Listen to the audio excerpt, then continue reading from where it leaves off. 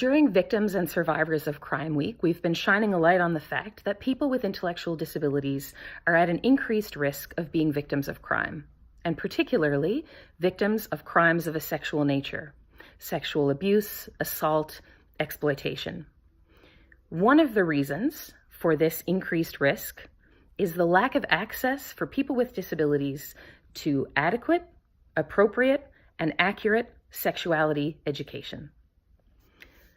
Any kind of sexuality education begins with an acknowledgement and a celebration of the fact that sexuality is a fundamental part of being human, regardless of your ability or your disability.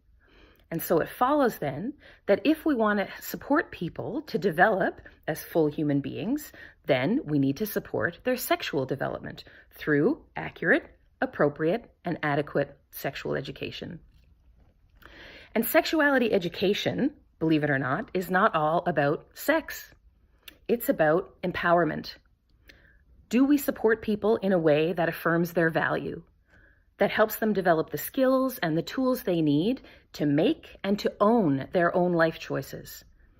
Because this foundation in confidence and self-esteem is what is going to help people to understand consent, to say no or yes with enthusiasm, and to navigate the inevitable ups and downs of intimate personal relationships. And sexuality education is about relationships. It's about helping people to differentiate the social boundaries of the relationships they're likely to encounter. And those boundaries are complicated, and that education takes time. It is about anatomy.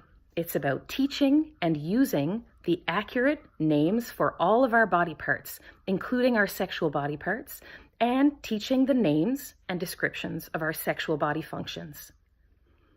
And sexuality education is about social skills and social opportunity. It is about removing the barriers to social and community participation and providing opportunities for meaningful friendships, both platonic and otherwise.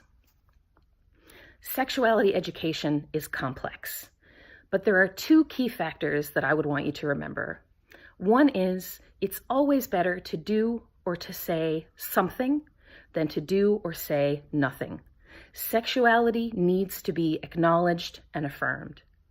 And second of all, it's not my choice or your choice whether people with disabilities get sexual education. It doesn't matter if it makes me uncomfortable or it conflicts with my religious or cultural upbringing. I have to leave my personal biases at the door because sexuality education is a right, and it's a right that needs to be supported and protected.